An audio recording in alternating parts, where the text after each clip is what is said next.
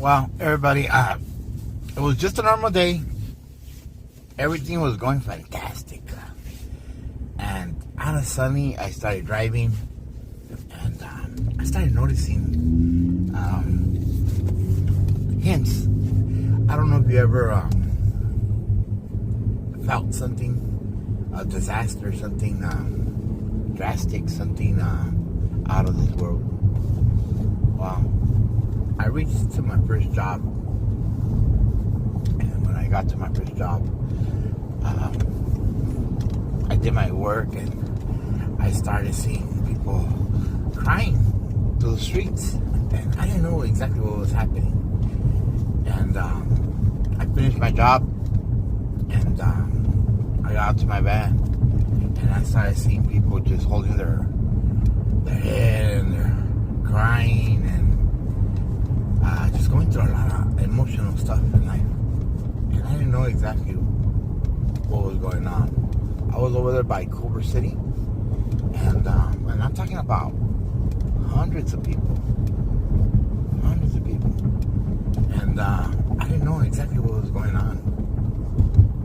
I said, man, something big happened. And I felt my heart just stopped. And when I got about a mile away, and I started seeing too many people outside the street, I said, was there an earthquake? Was there something that happened that I didn't notice? What happened, So I got to the light, and I started seeing everybody with Kobe Bryant's shirt. And I said, my God, he must be coming back or something,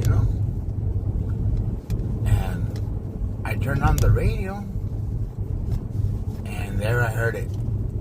Kobe Bryant, a helicopter had just crashed, and he passed away.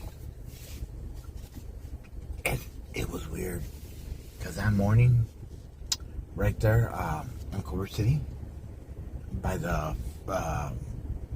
Martin Luther King, where it ends, there's a place where everybody hikes, like a little mountain.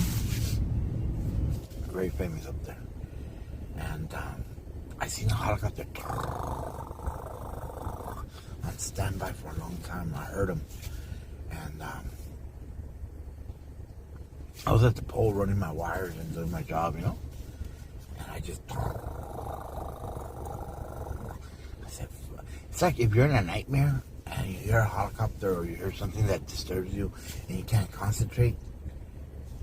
And I was finished with my job. As soon as I finished, the helicopter went away. I said, motherfucker, man. It's like when there's a rainstorm, and as soon as you start working, you get motivated to work. It starts fucking pounding on your ass, and that's the same feeling, And it annoyed me a lot. But then when I found out that Kobe Bryant had passed away, I don't know if it ever happened to you that things revealed to yourself to you, or in one way or another, you're involved, or you heard something that you feel that you were there in person. Well, with the helicopter, my memory, my thoughts, my way of thinking about Kobe Bryant is that helicopter bumping on top of me. Like for 15 minutes, And I'm like, man, that's annoying. And I found out that Kobe Bryant, like I said, passed away. And on that Chinook helicopter, whatever they call it, him and 8 people and his daughter. And the day I right away I reached out to my brother and I told him that Kobe Bryant had passed away. He didn't believe me, and put it on the news, and sure enough, everybody was talking about it. And the first thing that went through my mind was to go to Staples Center.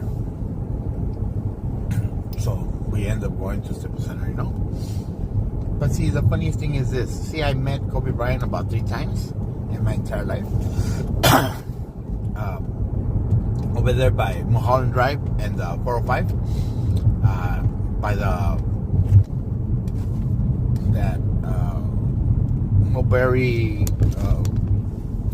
Arts or whatever. There's like a little train that you go right there by Mulholland Drive. There's like a art civic center right there, and if you pass it, there's a light and there's a straight hill, straight path that goes straight up, and you gotta have an awesome vehicle because any normal vehicle will make it up the hill. Well, up there's a new mansions and all that.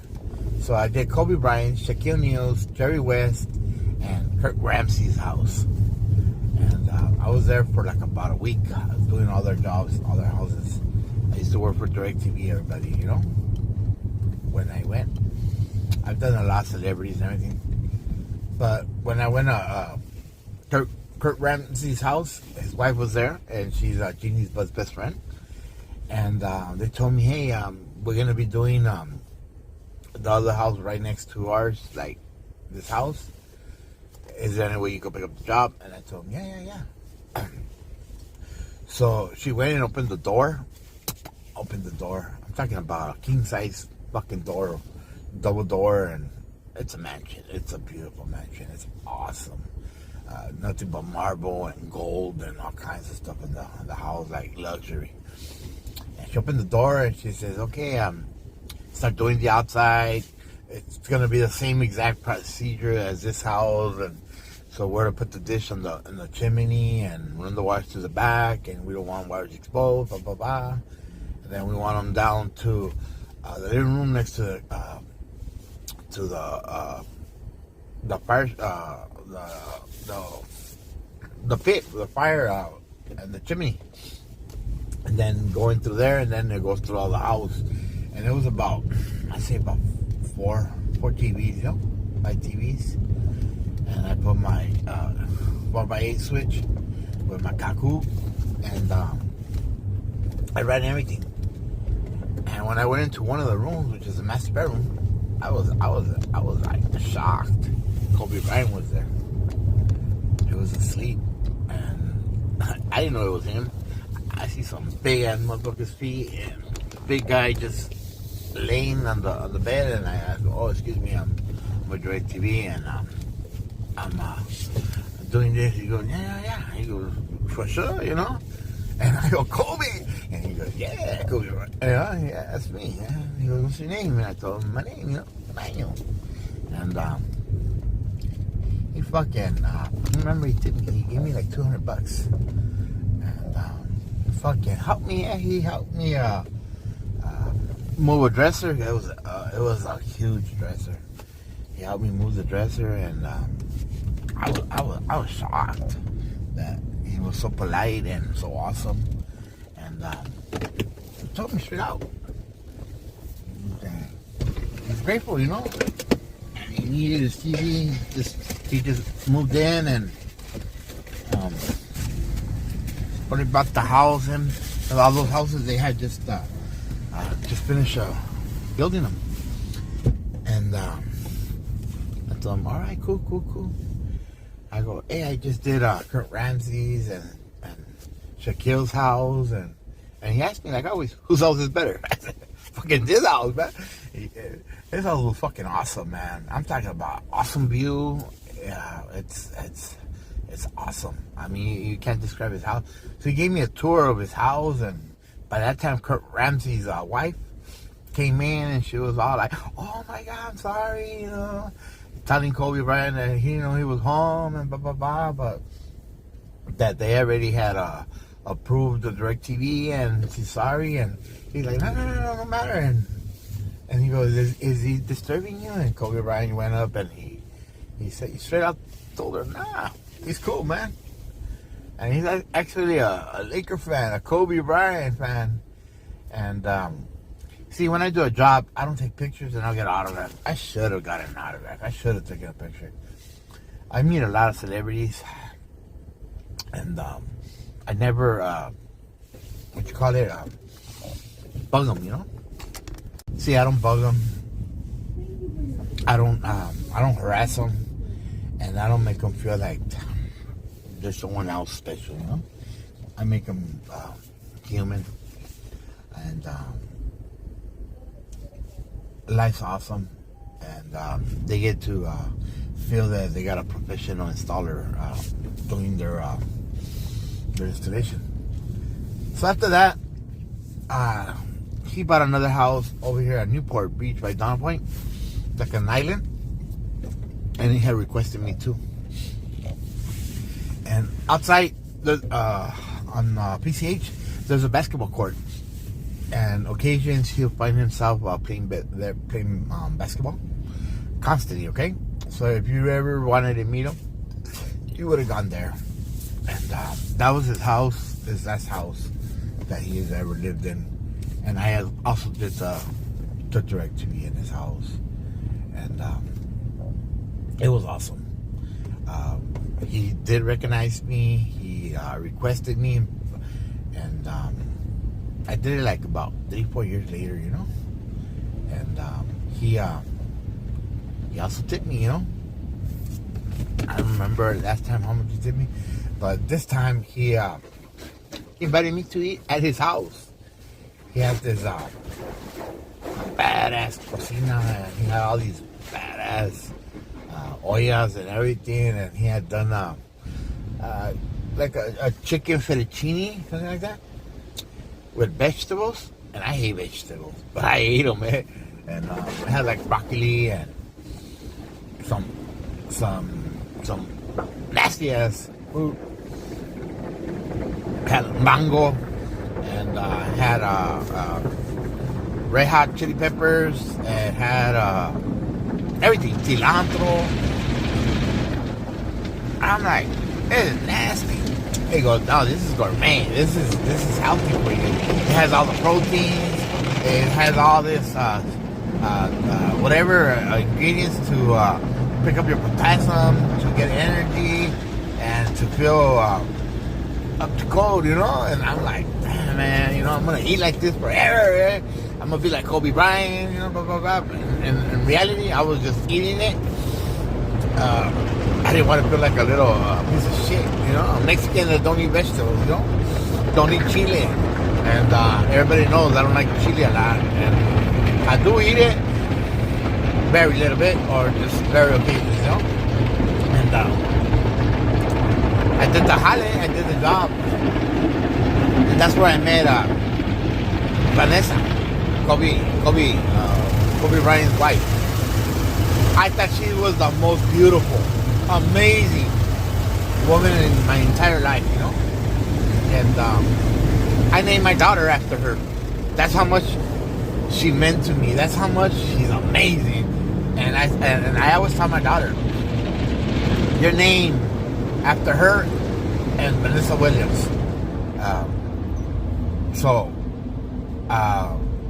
It's fucking crazy, you know, that I got to meet her, and I was so impressed. I was so amazed. I was in heaven, everybody. You guys gotta understand, the most beautiful woman in my entire life. Someone so fucking amazing that I can't describe her. I can't describe her, you know. That's how amazing she was and is, you know. And I wish her always the best.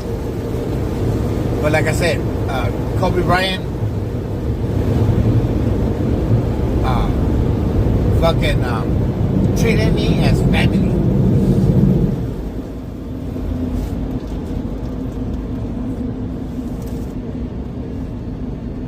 And I just want to tell everybody,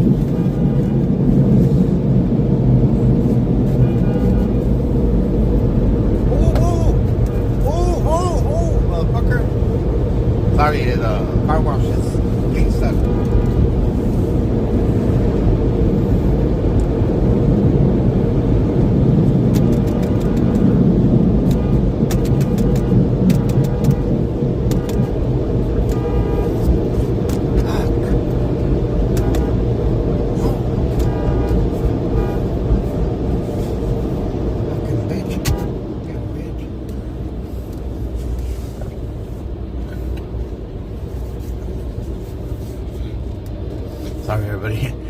car wash is fucking up. And these people don't fucking move, you know? So, I told Kobe Bryant and Vanessa, can I name my daughter after you?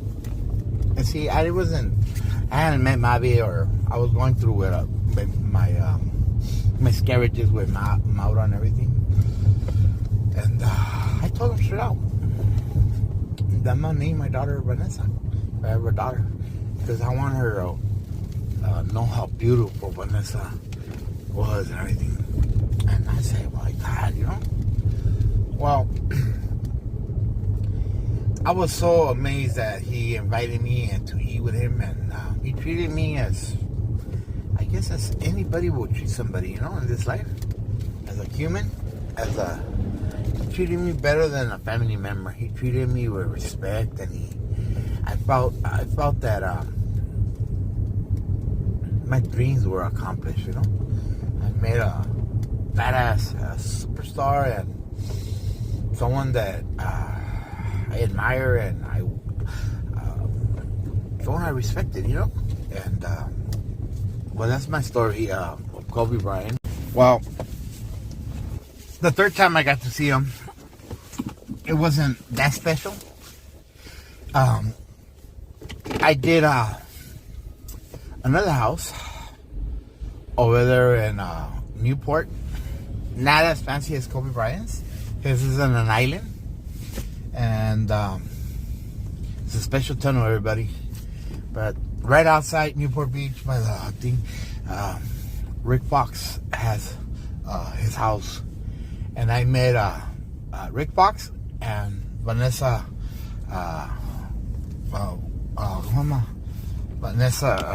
Williams. And oh my God, I told her something that you're never gonna believe. She had the most stunning eyes, and she's a mix. She's black, and I don't know what other race, with white, and she looks fucking beautiful, right? But not as Kobe's Vanessa. I understand him, why he fell in love and why he did what he had to do with Vanessa, you know. But Vanessa Williams, I told her, my God, you're fucking beautiful in person, you know. I remember Rick Fox, he was just laughing and just clowning me, and she told me, am I the most beautiful? I told him no. Kobe Bryant's Vanessa was better than her, but she's the second beautiful woman. And I already told her that I was going to name my daughter Vanessa, after Vanessa Kobe. But if not, I was going to name her after her.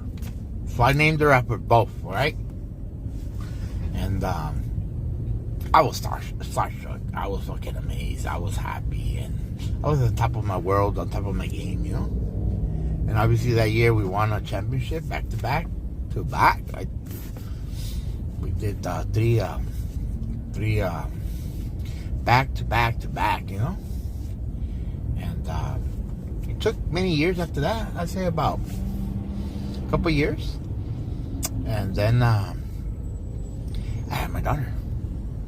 But I knew that I had made that commitment, and I knew that this destiny already had called me, and I said, wow, you know? And I remember that I was talking about Kobe Bryant, that Rick Fox called Kobe Bryant and put him on the phone, and Kobe Bryant says, yeah, I requested you for him, you know? I fucking felt special. I felt awesome. After that, I did Ginny Bust and Kurt Ramsey's right here in Seal Beach.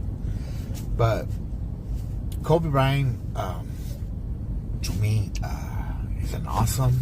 I'm a Kobe Bryant fan. I'm a Laker fan. Lifetime. And I still remember him when we barely got him. His first games, he sucked. He was a hot dogger. He was trying to emulate, and be Jordan. He wanted the game shooter todo.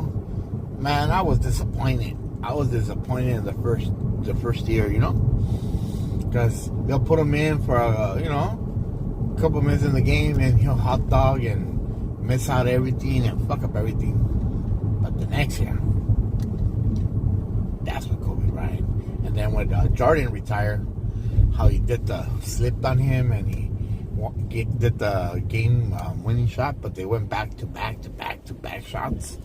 And Kobe Bryant told him, "This is my mantle, this is my hall, this is my league." And Jordan retired.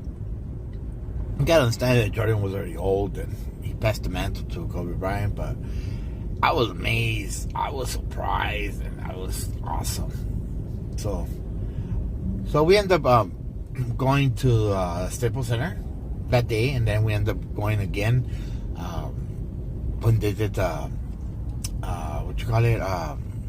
they put a wall, they got all the Lakers and they got all these trophies and made a big thing out of it. And I was there with my brother, and then obviously I went when they revealed the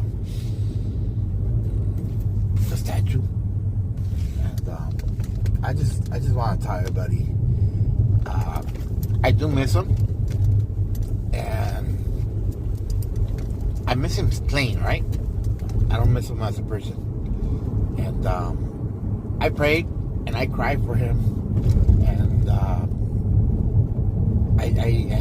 hope him and Gigi are over there in heaven, and I get to see all these amazing people that do graffiti and stuff like that. They did about 100 portraits of him in LA, and some of them are so amazing. And I just want to tell everybody that Kobe Bryant was awesome. And like I said, the helicopter, I still have him in my mind. And occasionally I do wake up and I pray for him. And when I'm watching a game, whatever, I still miss Kobe Bryant. Even though he was a hot dogger, he was a shit, he was a mamba, he was a black mamba. I did have my first Kobe Bryant's shoes, the Reeboks, and I never had the Nike ones, the Mambacitas. I didn't have them, but I'm grateful and I'm thankful that he appeared in my conscience or my memory or wherever, and I felt him. I knew that he was giving me something, and I reflect on it, and I'm grateful and I'm thankful. Like I said, I haven't cried a lot for people, but for Kobe Bryant, definitely cried for him. And I was emotional and I was distressed, and I don't know how the world was gonna survive without him.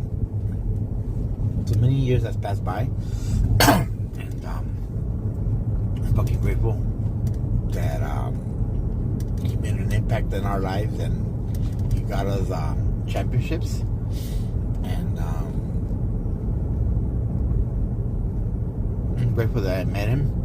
He invited me to eat, and I named my daughter after him, his wife. Okay, and I told him that he was the luckiest person in the world. You guys gotta understand how Vanessa Bryant is fucking amazing. All right, everybody. Hopefully, you guys like the stories, and hopefully you guys enjoy the videos that I'm gonna put in.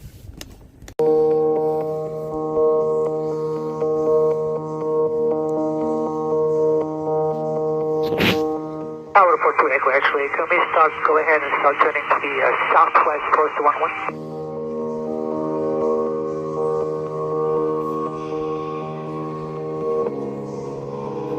Helicopter 2 Echo X-ray approved. And are you transitioning in VFR condition? VFR condition 1,500 to Echo.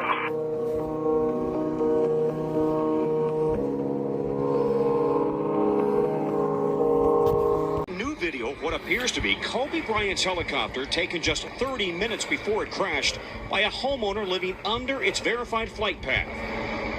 Now, as investigators search for clues in the wreckage off the steep hillside, they're also looking at the weather as a factor, the NTSB appealing to the public for help. We're looking for photos of the weather in the area of the crash. The pilot, identified as Ara Zabayan, was an experienced aviator and flight instructor who colleagues say put safety first. But Sunday morning, thick fog and low clouds had grounded LAPD and sheriff's choppers. So why did Zabayan choose to fly? My concern is just the decision-making process. And if we weren't flying in that weather, why is anybody else flying? Eyewitness Scott Dalen says just moments before the crash, he heard the chopper hovering above. About 20 seconds later, just heard a thump. Heard plexiglass breaking up. To have had this happen right here in front of you, what was that like? I just wish it didn't have to happen. Kobe Bryant regularly leased the luxury chopper, a Sikorsky. It took off from Orange County Airport at 9:08 a.m., headed to Bryant's training academy in Thousand Oaks. Air traffic control told the pilot to follow highways to the north, a normal procedure. But with the clouds and fog, Zabayan requested special visual flight rules for low ceilings. Helicopter 2 Echo Extra with you for the special VFR transition. We are currently at 1400. Minutes later, over Calabasas, the chopper climbed, then descended quickly before dropping off radar with no mayday. 2 Echo X-ray, you're still too low level for flight following at this time. 2 Echo X-ray, SoCal. The Sikorsky has one of the best safety records of any helicopter. Chopper pilot Kurt Dietz, who had also flown for Kobe Bryant, says he had never felt pressured by the basketball star to fly in any unsafe conditions. Did he ever insist on trying to get through weather, or did he ever insist on nothing like that? No. The actual pilot flying is a final authority. So it's up to him? Yeah. Tom, there's so many questions here, but it was so striking that the NTSB investigators said they wanted the public's help. They want pictures of the weather in the area. Is that unusual? The NTSB really in recent years has been coming out and asking for the public's help because everybody has a cell phone these days, right? So people have photographs, they have video, like you saw in that piece of the chopper just a few minutes earlier. They want to collect all of that data of the chopper flying, but also of the weather. And by the way, the Sheriff's Department has had a problem with just curious onlookers trying to climb up that hill to get to the wreckage scene. So the Sheriff's Department now has deployed officers on horseback and ATVs. They've got a perimeter around this entire hill, foothill, mountain, however you want to describe it, to keep people away.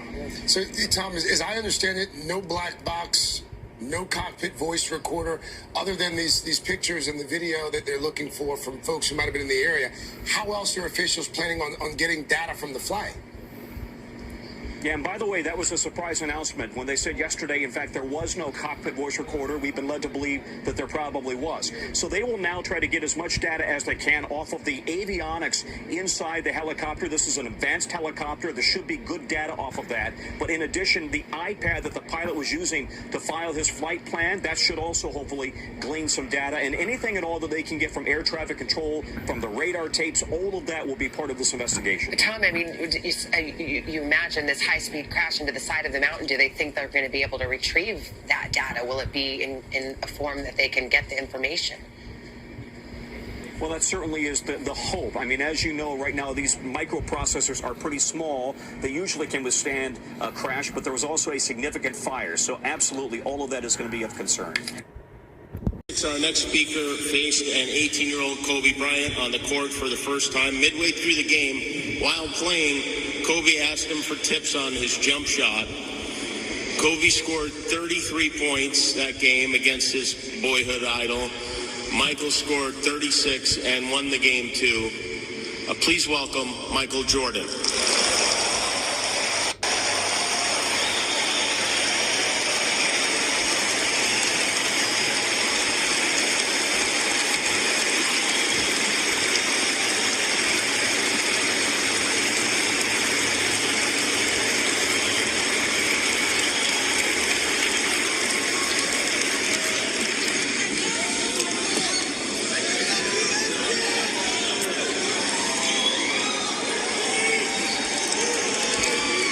Say good morning, but it's afternoon.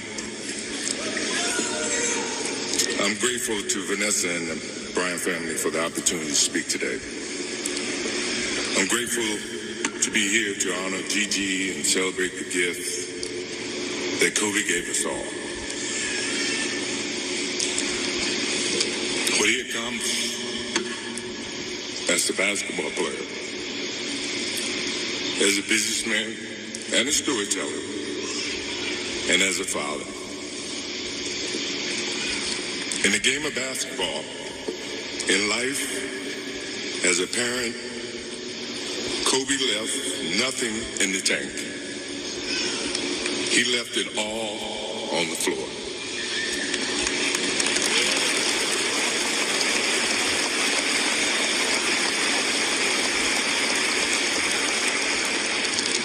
Maybe it surprised people that Kobe and I were very close friends, but we were very close friends.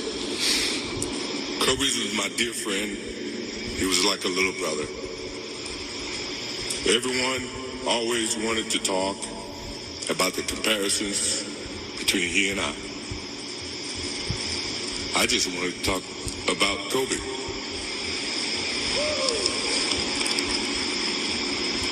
You know, all of us have brothers and sisters, little brothers, little sisters who, for whatever reason, always tend to get in your stuff,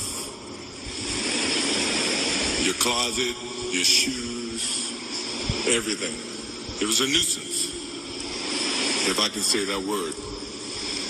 But that nuisance turned into love over a period of time, just because the admiration that they had for you as big brothers or big sisters. The questions, the wanting to know every little detail about life that they were about to embark on. He used to call me, text me, 11:30, 2:30, 3 o'clock in the morning. Talking about post-up moves, footwork, and sometimes the triangle. At first, it was an aggravation.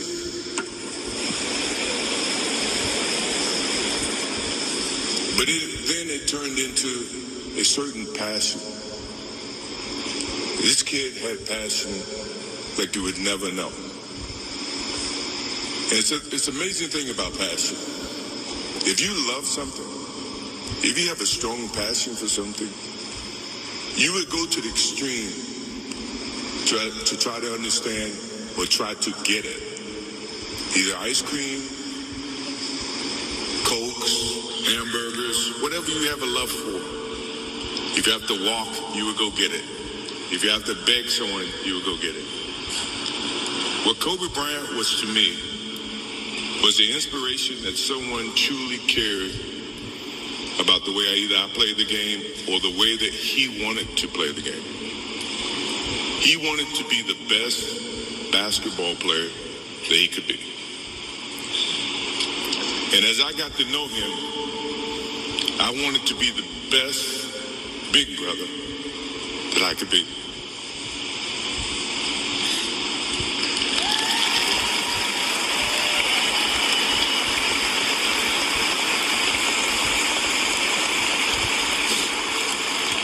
To do that,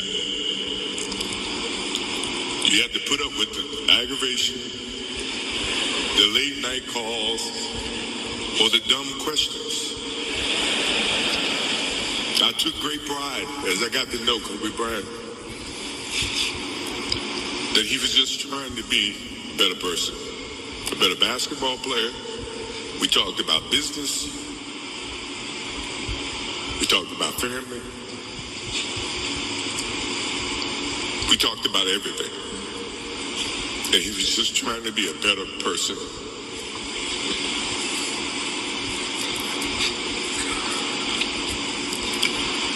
Now he's got me. I'll have to look at another crime meme for the next.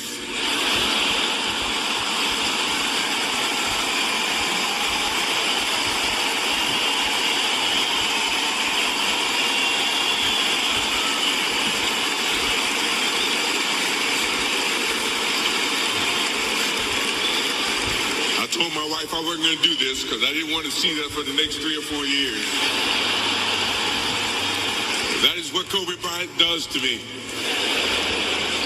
I'm pretty sure Vanessa and his friends all can say the same thing. He knows how to get to you in a way that affects you personally, even though if he's being a pain in the ass. But you ever have a sense of love for him and the way that he can bring out the best in you. And he did that for me. I remember maybe a couple of months ago, he sends me a text. And he's saying, I'm trying to teach my daughter some moves. And I don't know what I was thinking or what I was working on. But what were you thinking about when you were as you were growing up, trying to work on your moves? I said, what age? He says 12. I said, 12, I was trying to play baseball. He sends me a text back saying, laughing my ass off. And this is at 2 o'clock in the morning.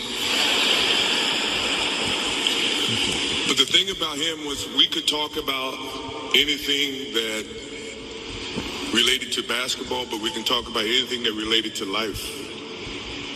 And we, as we grow up in life, rarely have friends that we can have conversations like that.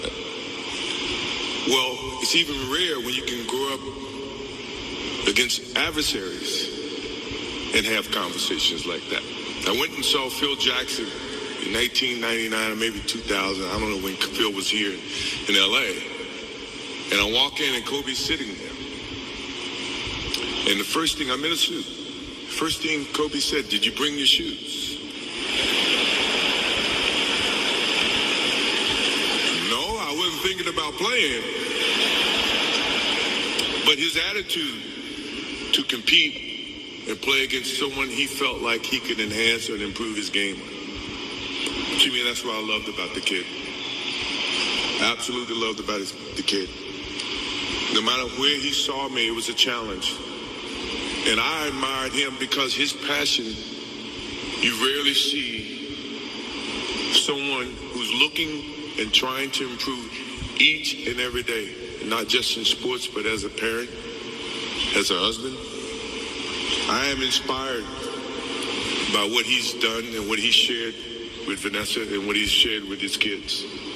I have a daughter who's 30 who just became a grandparent. And I have 2 twins. I have the twins at 6.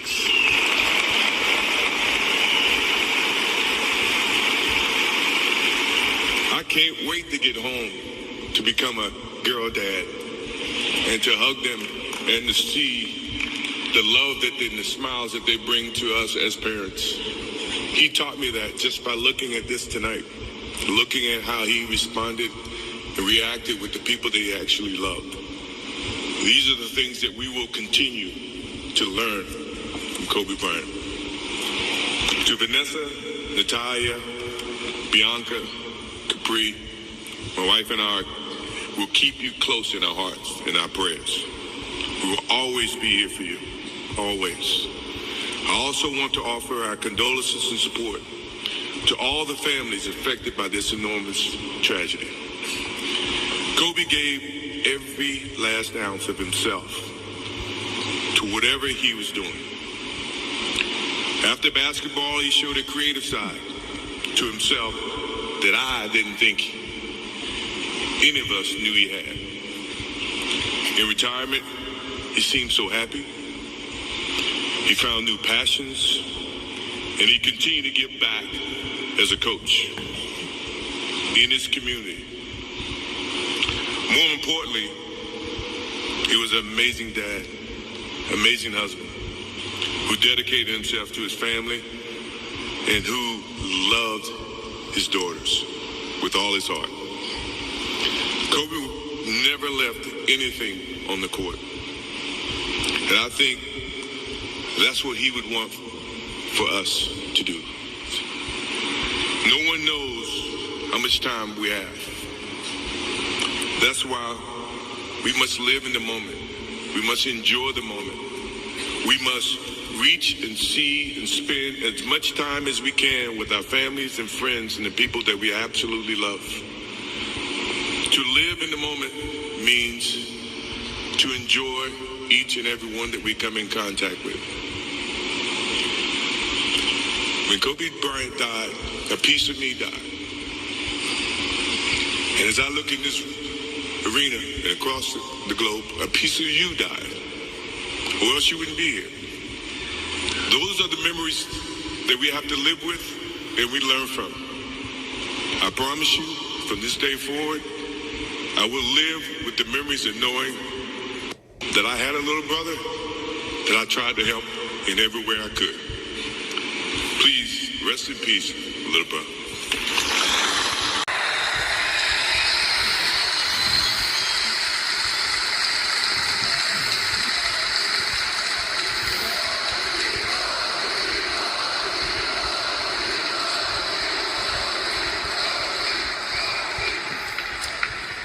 And now I'd like to introduce the person who invited us all here today on 224 because she knew we needed it.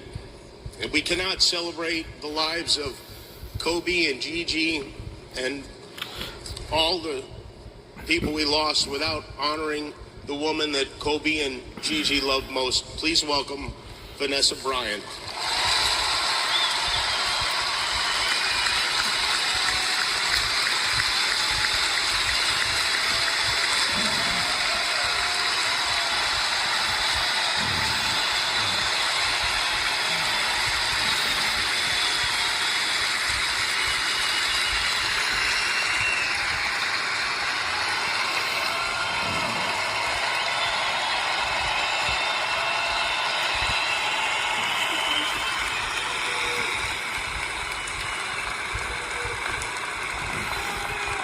Thank you.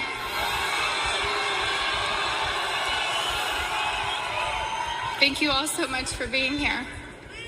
It means so much to us. Love you too.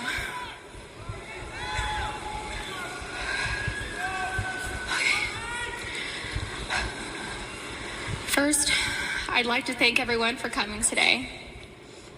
The outpouring of love and support that my family has felt from around the world has been so uplifting. Thank you so much for all your prayers. I'd like to talk about both Kobe and Gigi, but I'll start with my baby girl first. My baby girl.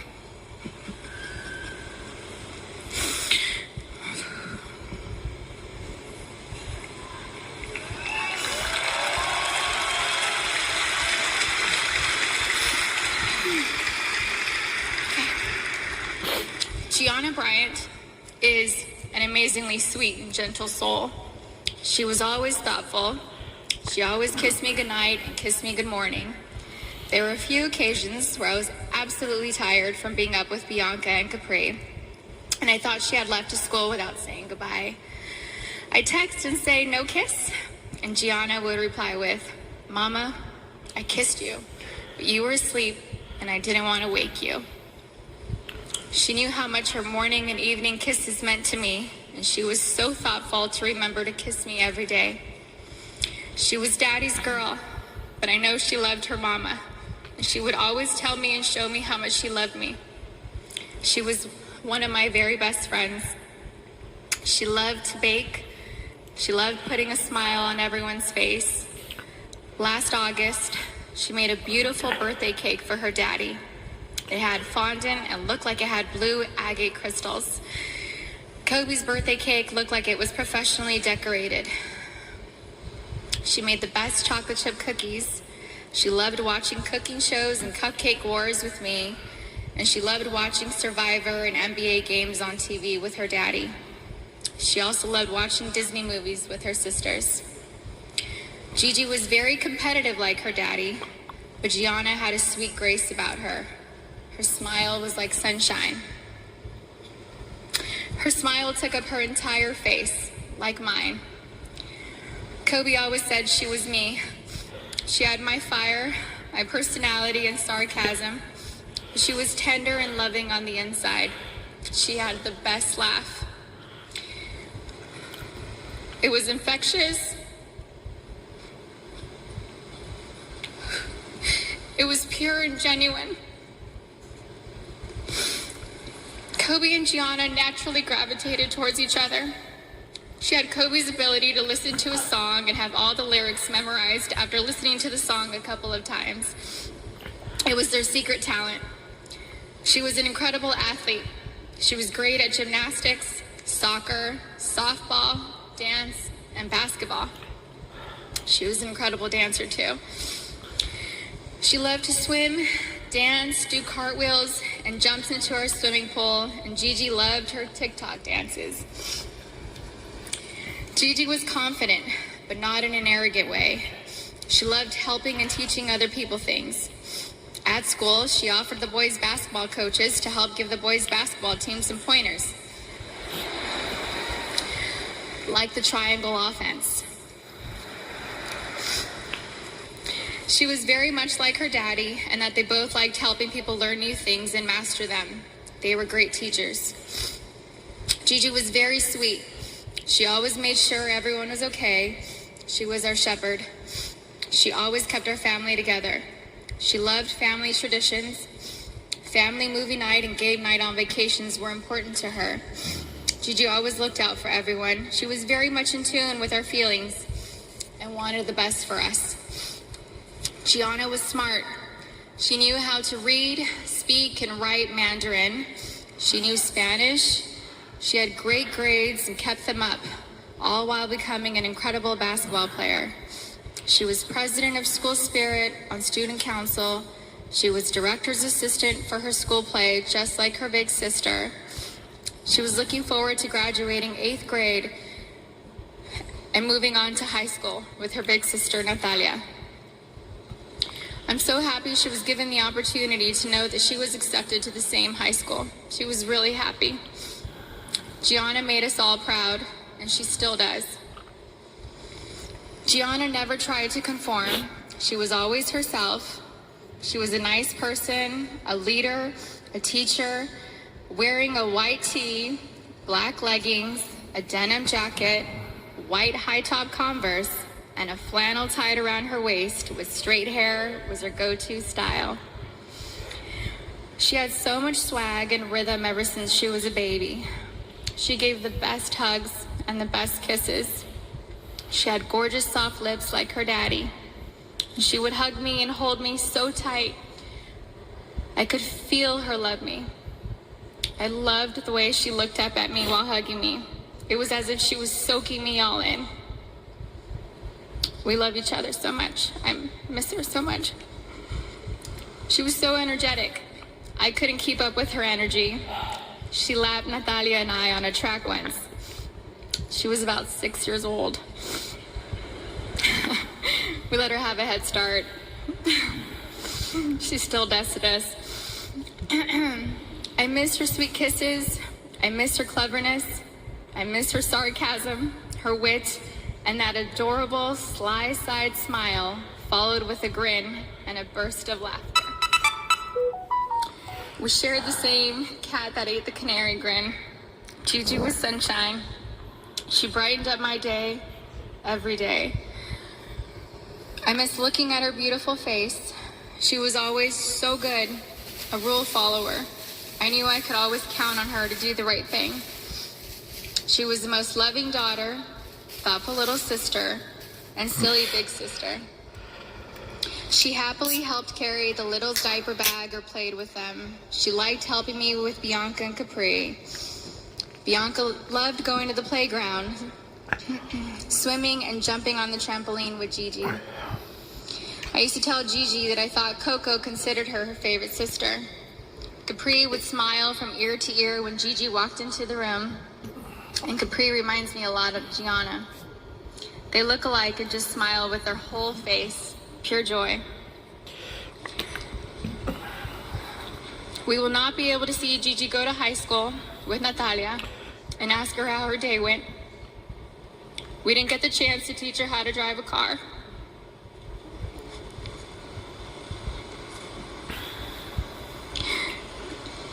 I won't be able to tell her how gorgeous she looks on her wedding day.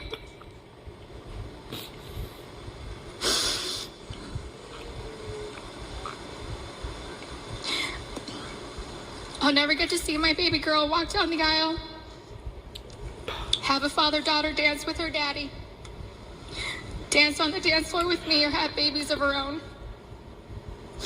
Gianna would have been an amazing mommy. She was very maternal ever since she was really little.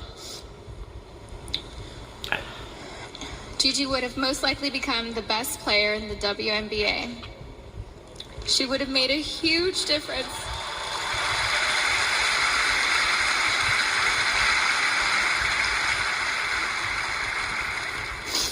She would have made a huge difference for women's basketball. Gigi was motivated to change the way everyone viewed women in sports. She wrote papers in school defending women and wrote about how the unequal pay difference for the NBA and WNBA leagues wasn't fair. And I truly feel she made positive changes for the WNBA players now, since they knew Gigi's goal was to eventually play in the WNBA. I'm still so proud of Gianna. She made a difference and was kind to everyone she met in the 13 years she was here on Earth. Her classmates shared many fond memories about Gianna with us, and those stories reminded me that Gianna loved and showed everyone that no act of kindness is ever too small to make a difference in someone's life. She was always, always, always considerate of others and their feelings. She was a beautiful, kind, happy, silly, thoughtful, and loving daughter and sister. She was so full of life and had so much more to offer this world. I cannot imagine life without her. Mommy, Natalia, Bianca, Capri, and Daddy love you so much, Gigi. I will miss your sweet handmade cards, your sweet kisses, and your gorgeous smile. I miss you, all of you, every day. I love you.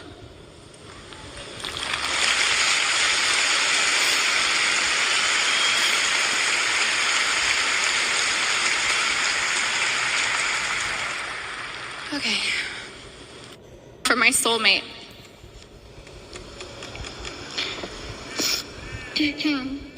Kobe was known as a fierce competitor on the basketball court. The greatest of all time, a writer, an Oscar winner, and the Black Mamba.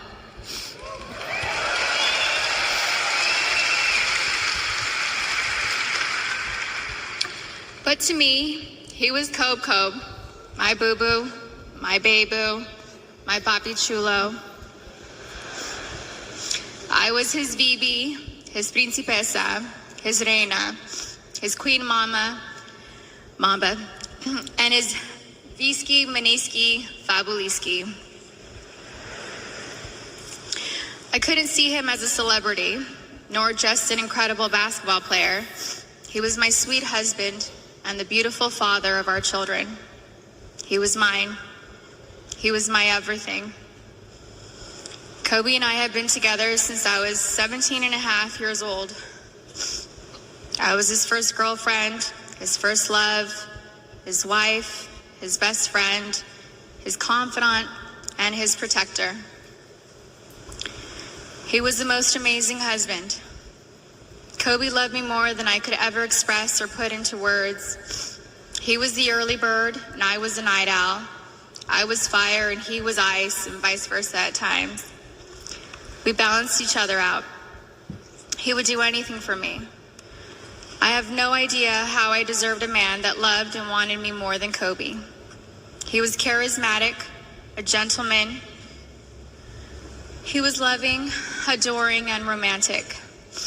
He was truly the romantic one in our relationship and looked forward to Valentine's Day and our anniversaries every year. He planned special anniversary trips and a special traditional gift for every year of our marriage. He even handmade my most treasured gifts. He just thought outside the box and was so thoughtful, even while working hard to be the best athlete. He gifted me the actual notebook and the blue dress Rachel McAdams wore in the Notebook movie. When I asked him why he chose the blue dress, he said it was because it's a scene when Allie comes back to Noah. We had hoped to grow old together like the movie. We really had an amazing love story. We loved each other with our whole beings, two perfectly imperfect people, making a beautiful family and raising our sweet and amazing girls. A couple weeks before they passed, Kobe sent me a sweet text and mentioned how he wanted to spend time together. Just the two of us, without our kids, because I'm his best friend first. We never got the chance to do it. We were busy taking care of our girls and just doing our regular, everyday responsibilities. But I'm thankful I have that recent text. It means so much to me.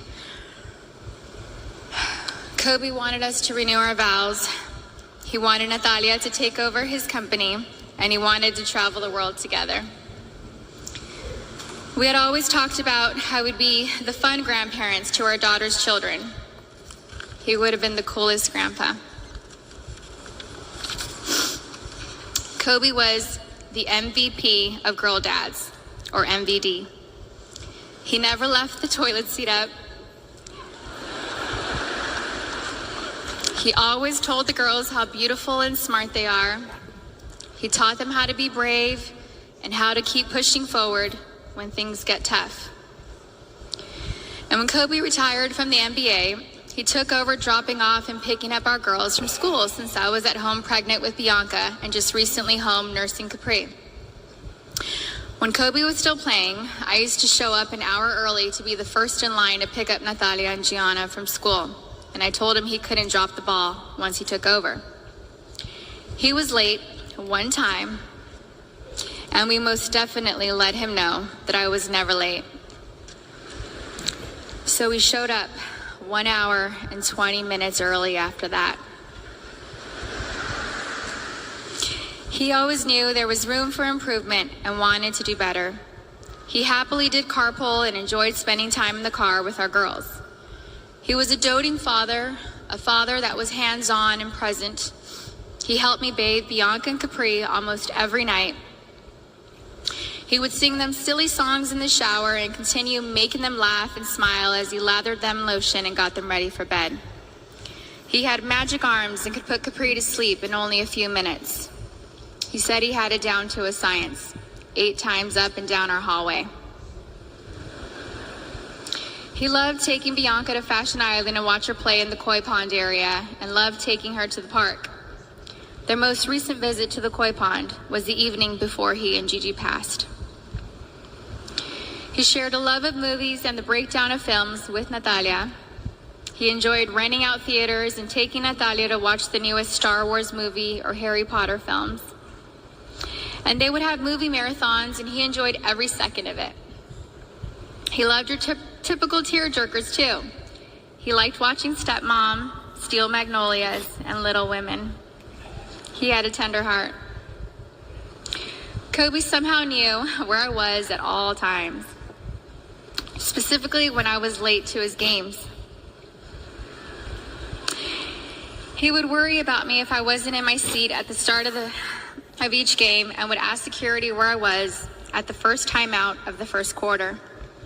And my smart ass would tell him that he wasn't going to drop 81 points within the first 10 minutes of the game.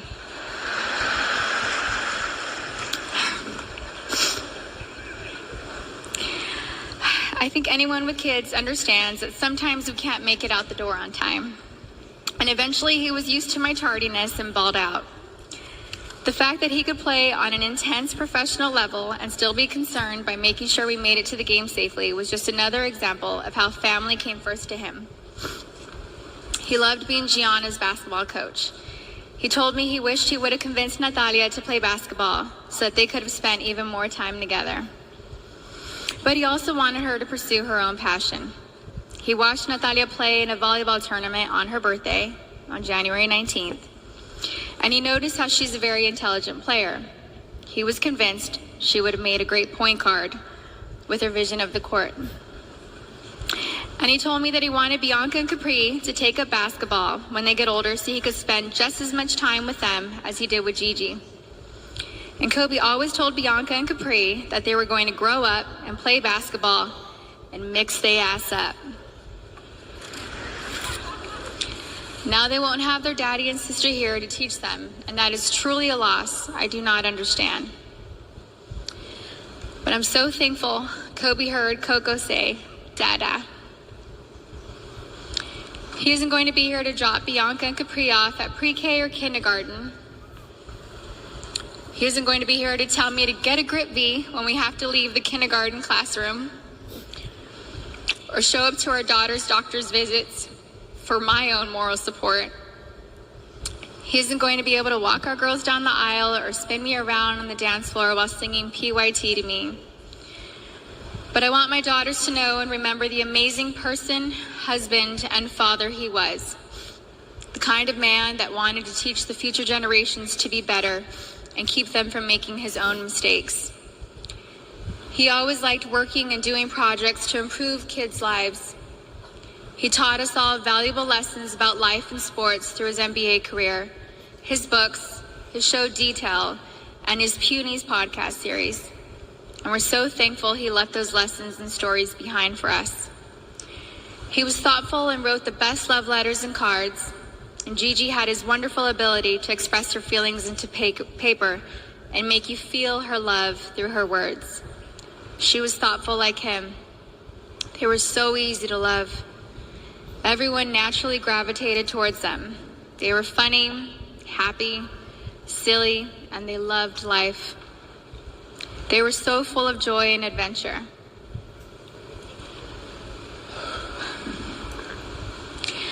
God knew they couldn't be on this earth without each other.